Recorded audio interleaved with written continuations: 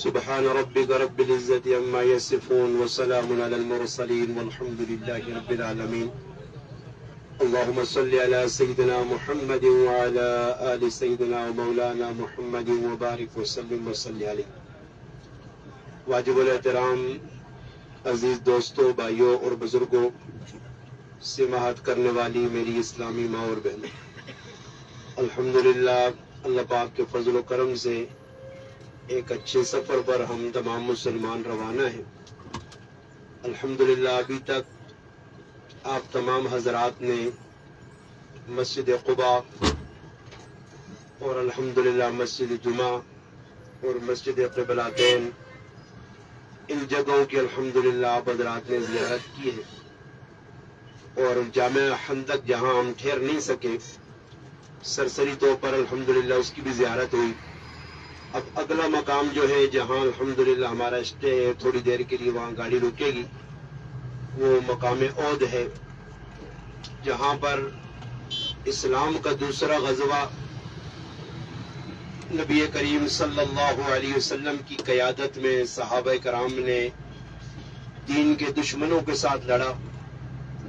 غزوہ خندق وہ مشہور لڑائی ہے جس میں نبی کریم صلی اللہ علیہ وسلم کی ذات کو بھی زخم آئے. آپ صلی اللہ علیہ وسلم کے دندان مبارک شہید ہوئے. آپ صلی اللہ علیہ وسلم نے اس غزوہ میں صحابہ کرام کی جماعت کے ساتھ دشمنوں کا مقابلہ کیا، اور اس غزوے کے اندر کفار کی تعداد تقریباً 3000 تھی اور مسلمان 700 کی تعداد میں تھے. اس غزوے کے اندر نبی کریم علیہ السلام کے چچا سیدنا امیر حمزہ رضی اللہ تعالی عنہ کی شہادت بھی ہوئی، اور بڑی بے دردی کے ساتھ دشمنوں نے سیدنا امیر حمزہ رضی اللہ تعالی عنہ کو شہید کیا. آپ کے جسم کے مختلف اعضاء کو کاٹ کر ہار میں پرویا گیا. نبی علیہ السلام کو اتنا صدمہ پہنچا کہ نبی کریم علیہ السلام نے اپنے چچا کا جنازہ 70 مرتبہ پڑھایا. اس غزوہ کے اندر 70 کے قریب صحابہ کرام شہید ہوئے، جہاں آج آپ میں اور زیارت کریں گے. میرے مسلمان بھائیوں اور بہنوں، الحمدللہ اللہ پاک کا فضل ہے کہ ہم ایک اچھے نظریے کو لے کے یہاں الحمدللہ آئے ہیں، عمرہ کی سعادت حاصل کی.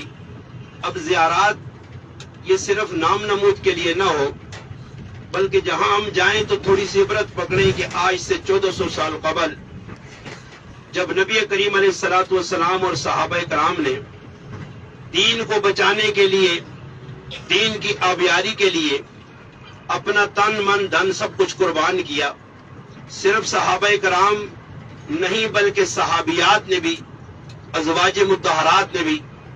آج ہم تھوڑی دیر کے لیے سوچیں کہ جن جگہوں پہ ہم جاتے ہیں، اپنی سعادت سمجھتے ہیں، ان جگہوں پر صحابہ کرام نے اسلام کے لیے قربانیاں دی. اس عہد کے پہاڑ کے دامن میں اب جا کے ہم ٹھہریں گے. اس عہد کے میدان میں نبی علیہ السلام کا خون مبارک گرا، صحابہ کرام 70 کی تعداد میں شہید ہوئے، اور نبی علیہ السلام کے چچا امیر حمزہ کی شہادت بھی یہی ہوئی. اس لیے ہمیں تھوڑا عبرت بھی پکڑنی ہے. یہ ہمارے لیے مقام عبرت ہے کہ آج پوری دنیا میں مسلمان رسوا ہیں، مسلمان پریشان ہیں، مسلمان آلات کا سامنا کر رہے ہیں. اس کی بنیادی وجہ یہ ہے کہ ہم نے صحابہ کرام کے طرز عمل کو، نبی علیہ السلام کے اسوہ کو چھوڑ دیا. قرآن کریم کی سورۃ احزاب کی آیت کا میں نے ایک قصہ تلاوت کیا، جس میں اللہ پاک فرماتے لقد کان لکم فی رسول اللہ اسوۃ حسنہ، کہ انسانوں، مسلمانوں، تمہارے لیے سب سے بہترین نمونہ میرے محبوب کی زندگی میں ہے.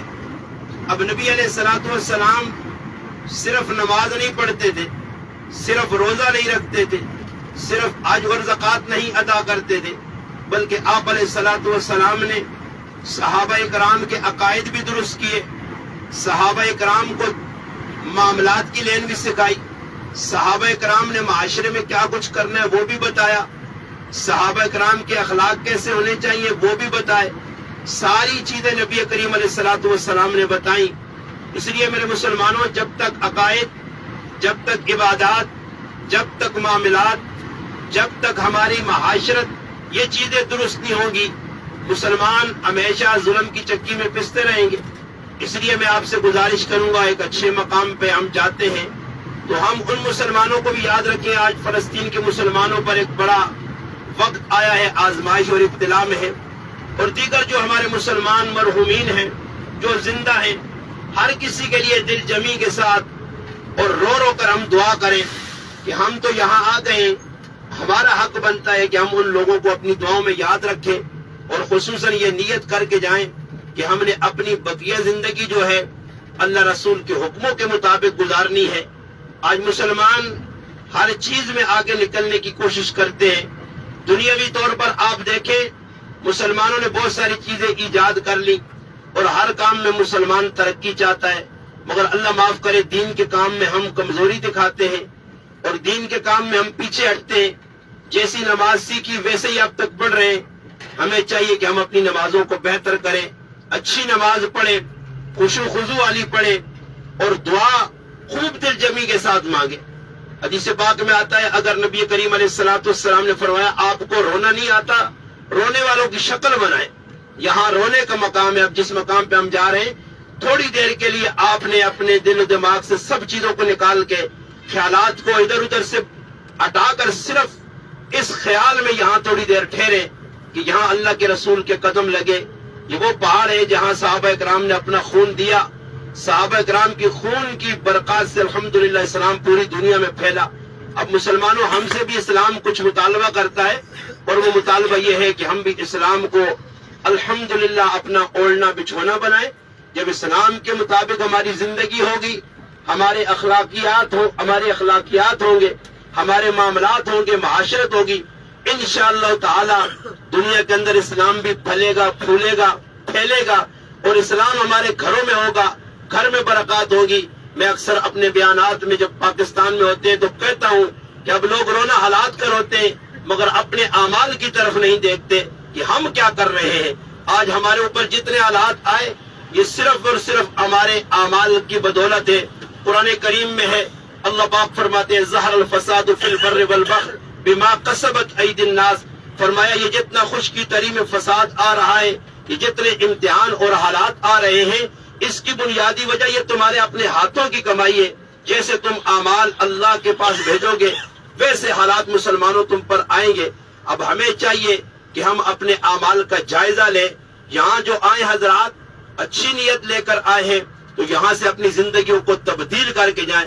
جیسے نہیں کہ جیسے آئے، یہ کوئی ٹور تھا، یہ کوئی پکنک پوائنٹ تھا، یہ گھومنے کی جگہ تھی، چلو جی یہاں گھوم پھر لیا، واپس گئے تو گھر والوں کو یہ بتایا فلاں فلاں جگہ گئے، بڑا مزہ آیا۔ مزہ نہیں، یہاں عبرت پکڑنی ہے، اور کوشش یہ کرنی ہے کہ ہم نماز بھی اپنے وقت پہ پڑھیں۔ مسجد نبی میں ایک نماز کا اجر 50,000 نمازوں کے برابر ہے۔ ہمیں کوشش کرنی ہے۔ اپنے ہوٹلوں میں بڑا دکھ ہوتا ہے، 2-2 ڈھائی لاکھ روپے خرچ کر کے میری مائیں بہنیں، میرے بھائی، بوڑھے بزرگ خرچ کر کے آ رہے، اور یہاں دیکھنے میں آتا ہے ایک نماز مسجد نبی میں پڑھی، بقیہ نمازیں ہوٹلوں میں پڑھی جا رہی ہیں۔ نمازوں کا اہتمام نہیں ہے، ٹائم پہ نہیں پڑھتے، کبھی نماز چلی جاتی ہے۔ اس لیے ہمیں چاہیے کہ یہ ہوٹلوں میں ہی اگر نمازیں پڑھنی تھی تو پاکستان سے یا دیگر ممالک سے آنے کا فائدہ کیا تھا؟ ہمیں تو تب فائدہ ہوگا جس مقام کی جتنی اہمیت جو بتائی جائے، جیسے مجھ سے پہلے مولانا صاحب نے الحمدللہ آپ کو پوری وضاحت اور پوری آپ کو الحمدللہ جتنا ڈیٹا تھا یہاں کا، جس جگہ کا وہ بتایا، تو ہمیں یہ چاہیے کہ ہم الحمدللہ جتنا اللہ کے رسول سے ثابت ہے اتنا کریں، اپنی مرضی سے اپنی طرف سے کوئی ایسا کام نہ کریں۔ آپ کو شاید ہو سکتا ہے کوئی کام اچھا لگے، مگر نبی علیہ السلام نے نہ کیا ہو تو اللہ پاک کے ہاں وہ قابل قبول نہیں ہوگا۔ آپ نوافل 2 پڑھے ہیں، 4 پڑھے ہیں، اللہ کے محبوب نے جہاں دعا مانگی ہے، جو کام ثابت ہے سارے الحمدللہ حدیث سے، اس کو ہم کرتے جائیں تو انشاءاللہ تعالی یہ سمجھ لو، جس طرح ایک اصلی نوٹ ہوتا ہے، ایک نقلی نوٹ ہوتا ہے، جعلی نوٹ۔ اصلی نوٹ 1 روپے کا ہے تو اس کی قدر و قیمت ہے، جعلی 1000 روپے کا نوٹ ہے تو اس کی کوئی قدر و قیمت نہیں۔ اعمال وہ جو اللہ کے حبیب نے کیے الحمدللہ وہ اصلی روڈ کی طرح ہیں، اور جو اللہ کے رسول نے نہیں کہی وہ نقلی روڈ کی طرح ہیں۔ اس لیے الحمدللہ اب ہم قریب پہنچ چکے ہیں۔ غزوہ احد یہاں ہوا تھا، بس تھوڑی دیر کے لیے صحابہ کرام کی قربانیوں کو، صحابیات کو سامنے رکھ کے ہم تھوڑی دیر یہاں رکے، عبرت کے ساتھ ہم یہاں سے واپس ہوں، اور نیت میری مسلمان مائیں بہنیں اور میرے بھائی کریں کہ انشاءاللہ ہم نے واپس جانا ہے، اپنے علاقوں میں زندگی تبدیل کرنی ہے، قرآن اور سنت کے مطابق انشاءاللہ زندگی گزاریں گے تو اللہ تعالیٰ کی ذات سے امید ہے دنیا میں بھی سرخرو ہوں گے، آخرت میں بھی انشاءاللہ اللہ پاک نوازیں گے۔ جو کچھ میں نے کہا اللہ پاک کی ذات سے دعا ہے اللہ پاک مجھے اور آپ کو تمام باتوں پر عمل کرنے کی توفیق عطا فرمائے۔ وما علینا الا البلاغ۔